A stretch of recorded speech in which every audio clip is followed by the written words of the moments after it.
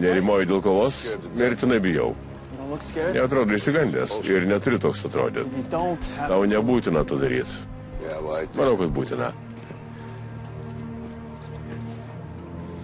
Žinai, su tavim gyventi nebuvo lengva. Žmonės žiūrėjo mane, bet galvojo apie tave. O po šito bus dar blogiau.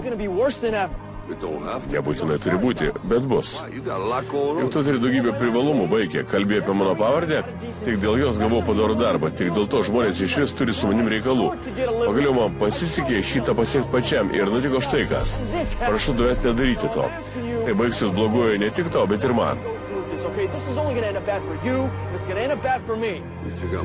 Aš tau pakenksiu taip, tam tikrą prasme. Tikrai to nenorėjau. Žinau, kad nenorėjai, bet taip jau yra.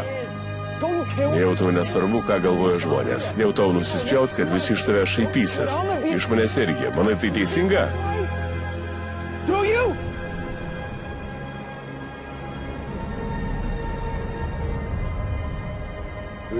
Nepatikėsi. Bet kadaise tilpdavai man į delną. Aš tai iškeldavau ir sakydavau tavo mamai, šitas vaikas bus geriausias pasaulyje. Jis bus geriausias iš visų. Tu užaugai puikių žmogų. Man buvo didelė garbė žiūrėti, kaip tu augi. Tada tu atėjo laikas atsistot ant ko ir išeiti, ir tu tą padarėjai. Bet vėliau pasikeitėjai. Tapai nebe savimi.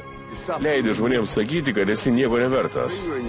Kai tau pasidaro sunku, ieškai kam sverst kaltę. Tarkim, žmogui, kurio šešėlį esi, pasakysiu tau štai ką. Pasaulis ne vien tik saulutė ir vaivorykštės. Jis gali būti ir labai žiaurus. Man nusispjaut, koks tu kietas. Jis tave parklubdys ir neleis atsistoti, jei tik leisies. Niekas kitas nekirs tau tokio skaudaus smūgio kaip gyvenimas. Bet svarbiausia, nesmarkus smūgiai.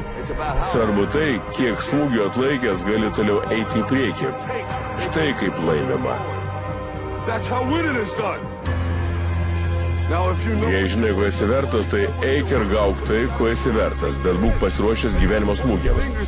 Ir nekaltink kitų, nesakyk, kad nepasiekei to, ko norėjai dėl jo, jos ar ko nors kito. Taip daro tik bailiai, o tu netoks.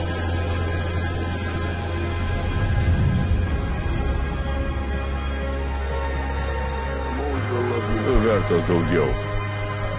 Visada tave mylėsiu, kad ir kas nutiktų. Tu mano sūnus, mano kraujas.